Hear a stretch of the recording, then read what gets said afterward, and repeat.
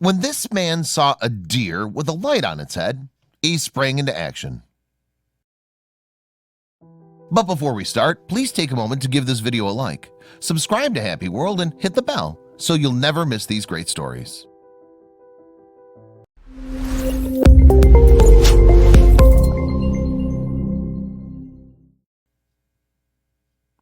It's not unusual to see herds of white-tailed deer grazing in backyards and on the side of the road in New Jersey. There are no natural predators to deer in the area in high enough numbers to affect the white-tailed deer population. The only real predators they have are humans, motorists, and domestic dogs. But for one deer in the area, its life was almost lost to something that nobody could have predicted. And one of those natural predators actually saved its life. A homeowner in the Colts Neck area noticed a deer in his backyard that seemed to look like a normal deer.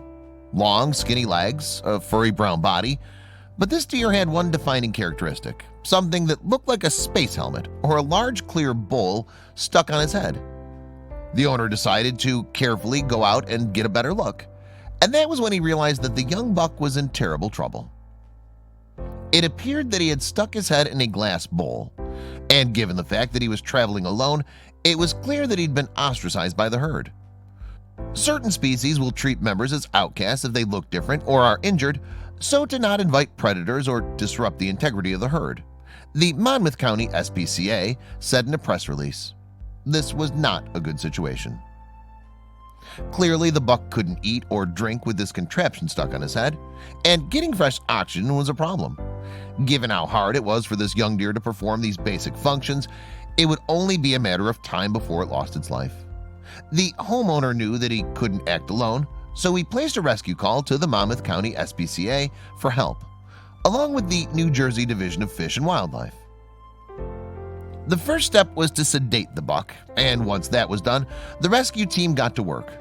The glass bowl was removed, which turned out to be a light fixture cover, which probably been filled with water the deer tried to drink, the MCSPCA wrote on Facebook.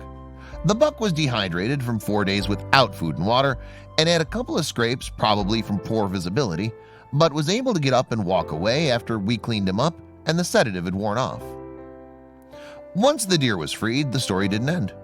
After leaving the scene, the MCSPCA received another call from the homeowner saying that the young buck had laid back down and had labored breathing.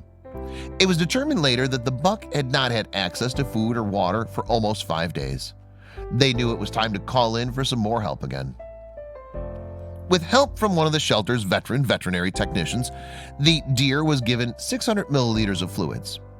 We could tell he was completely dehydrated by the way he looked, the vet said. After we administered the fluids, his head perked right up, and after a few minutes his breathing returned to normal. But would he be strong enough to join his herd again, or did the event cause permanent damage? The team then stepped back and waited as the deer slowly stood up and began to walk, which eventually turned into a trot, and then a full-speed dash and leap over a fence into a wooded area. The MSPCA hasn't received any calls of a lone buck in the area, so after this scary run-in with a discarded light fixture, the young buck can finally enjoy a time of renewal and happiness. But you know what? That's not the only amazing rescue of a troubled deer. This story will pull at your heartstrings if you're an animal lover, because it's so hard to try and communicate with wild animals. Well, you want to help them out and let them know it'll be okay. They're wild animals. They just don't get it. But one man who goes only by the name Darius knew when he saw an injured fawn that he had to take action, and he documented this whole incredible journey. The fawn wasn't just your average fawn. It was apparently trying to walk around on an injured leg and couldn't keep up with its family. The fawn was helpless, Darius told the dodo. She was just born earlier that day and still had some blood on her belly. Not only was she a day old, but she was injured. Well, you'd hope that her mother would stick around. That wasn't the case. Darius knew what he had to do. He brought the deer, who he didn't name in hopes of staying unattached, into his house and made her a splint out of a cardboard oatmeal box. It should be noted here that Darius said he doesn't support keeping wild animals as pets, but this was a special situation. The deer would have most certainly died without food, water, and protection from other predators. So what did the deer think of its new digs? She was very hungry and had no problem with any of my pets. For the first week, she slept on my bed on my shirt, and the shirt became very important to her, Darius said. She had to have it to be able to sleep. To help her leg grow stronger, he used an oatmeal box as a splint. He also nurtured her while she healed, feeding her every 4 hours. I had to do some internet search and reading to be able to understand how to raise a fawn, just up at night to feed her every 4 hours and clean after her, Darius said. And soon she once again learned to walk on an even keel. Her spirits began to lift, and she even formed a special relationship with one of the dogs, Mac, who repeatedly licked the fawn's face. In fact, you could say he became her furry foster parent. After lots of hard work, the fawn's legs had returned to full functionality, and even though they had a bond, Darius knew that it was time to set her free. She's already used to me, and she follows me, Darius said, but nobody can replace her real mom. But it wasn't that easy. He brought the fawn out many evenings to release her with a deer family in the wild, but she always returned.